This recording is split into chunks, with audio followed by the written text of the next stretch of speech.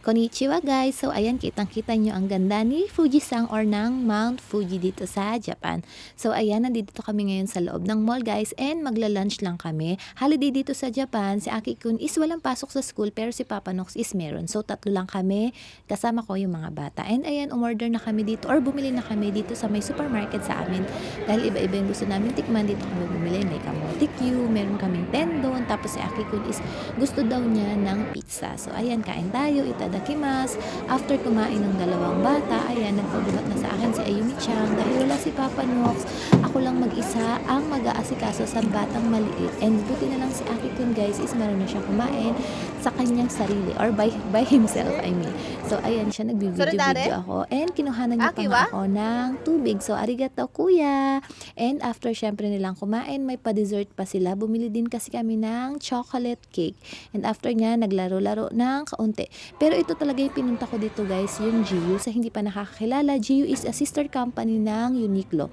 Ang gaganda ng mga sapatos nila dito guys, napaka-trend or laging nakauso, I mean. Hindi lang sa magaganda is napaka-affordable. So swak na swak sa mga katulad kong nanay na gustong naka-OOTD pero affordable pa rin or pasok pa rin sa budget. So ayan, sinusukat ko siya.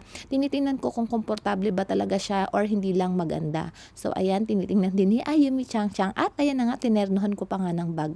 Yung sapatos na gusto ko is may silver and may color black. Tapos sa mga mahihilig dyan sa mga flat shoes, ayan din yung mga available na sapatos dito sa GU. So sobrang gaganda niyan guys and sobrang mumura nga katulad ng sinabi ko. And marami ding mga bag. And ayan na nga, may nadaanan na naman kami at namili na naman ang batang maliit. May maliit din siyang basket. Namili sila guys na mga snacks nila. And after nito, umuwi na rin kami. And sa biyahe pa lang yan, nakatulugan na ang batang maliit. Naantok siya and napagod na rin siguro siya. Nung nakatulog na sila guys, is ayan, bumaba naman ako. And ito naman yung aking me time.